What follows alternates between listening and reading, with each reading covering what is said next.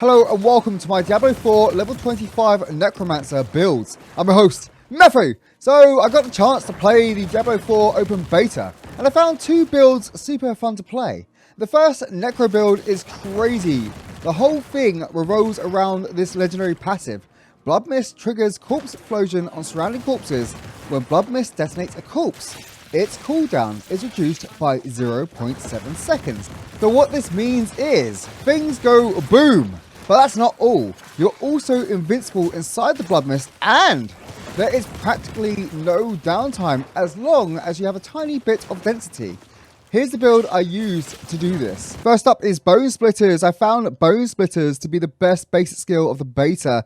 Just does a lot of damage, also hits multiple targets and generates a lot of essence. Enhanced Bone Splitters pretty much does more of the same, fires two additional projectiles if you have 50 or more essence. That's icing on the cake. The last upgrade for Bone Splitters has a 20% chance per hit to make enemies vulnerable for 2 seconds. So as you can imagine, you're firing a lot of these bad boys off all the time, loads and loads of projectiles. So you're almost guaranteed to have vulnerability uptime up on most enemies. Over to Bone Spear. So I found Bone Spear to be one of the best resource spenders in the game. It's really strong, does great damage, it penetrates. Who doesn't like penetration? There's not much more to say. And to add to it, once Bone Spear is destroyed, it turns into shards, which adds even more damage to a really impressive resource spender. The last upgrade for Bone Spear was a slightly harder decision to make because I had a choice between vulnerability on the first enemy hit by Bone Spear or this one, which gives a 5% increased critical strike chance, and if Bone Spear's primary projectile critically hits, it fires 2 additional bone shards upon being destroyed.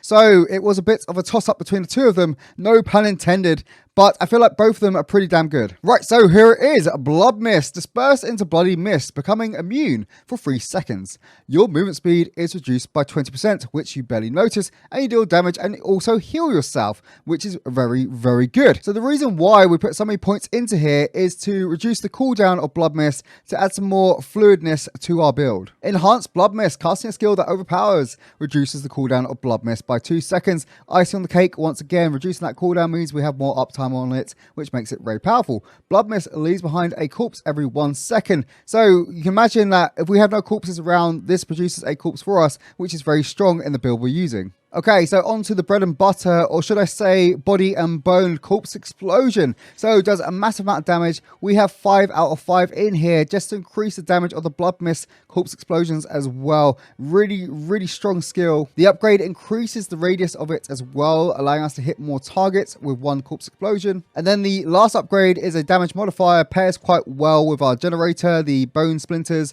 and also all our teammates as well if they're using any sort of slowed, stunned, or vulnerable effects. The last 2 points of the build went into Inspiring Leader.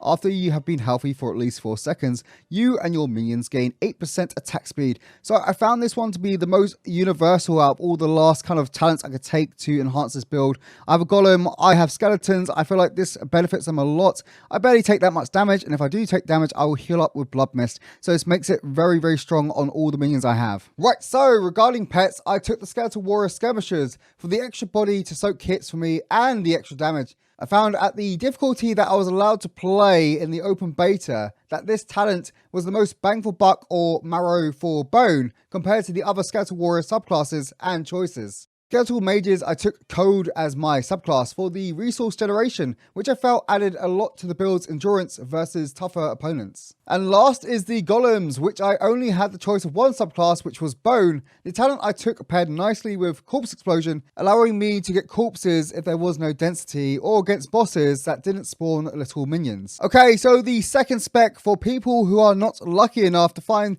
the legendary affix for Blood Mist Corpse Explosion build. So with this build, it's almost exactly the same. Every single talent and skill is exactly the same, apart from instead of having 5 out of 5 in Blood Mist, I now have 5 out of 5 in Bone Spirit and all the upgrades along with it. So Bone Spirit is an absolutely crazy skill, does massive amounts of damage, especially when you have a full resource meter to explode with. So what I normally do is I fish for a vulnerability debuff on the enemy, and once I have that on them, I explode them into a million pieces. This works really nicely on bosses.